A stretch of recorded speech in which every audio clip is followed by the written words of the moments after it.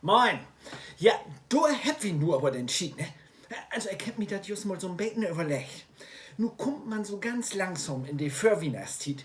Ja, und dann triffst du noch nicht mal so eine große Krippe abbauen, wie das in den Corona-Regeln. Ja, ich hab mir das mal überlegt. Also, Maria, Josef und Jesus, das ist ja nicht das Problem, das ist ja eine Familie. Aber zu so eine Krippe, du gehört doch mindestens, gehört oder auch noch so 2 Hirten dazu.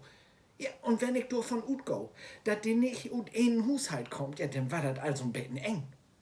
Ja, und dann kommt auch noch die 3 Waisen. Die wohnen ja auch nicht in WG, oder? Ja, und plötzlich hast du denn 8 Lü und 6 Haushalte. Da geht ja überhaupt nicht. Ja, was hast du denn mocken? Am 5. Januar die Hirten wegschicken und dann die 3 Waisen kommen lassen? Da geht ja auch nicht. Und dann muss noch mit Markierungsband muss die Abstände ins Stall mocken, wa? Und dann Desinfektionsspende abstellen und Zettel mit Ankunftszeit und Wegkunftszeit. Ja, das ist eins nie so einfach. Ja, und ich bin auch hier noch so ein Bacon idyllisch, ne? Und bei mir schuld die 3 Weisen auch immer noch Myrrhe, Weihrauch und Gold mitbringen und nicht irgendwie Hefe, Klopapier und Nudeln.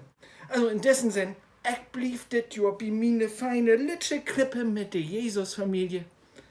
Und für die Weihnachtszeit gönn ich mir den ein oder anderen feinen Grog. Das sollen Sie mal noch probieren. Bei mal Jungburdecker.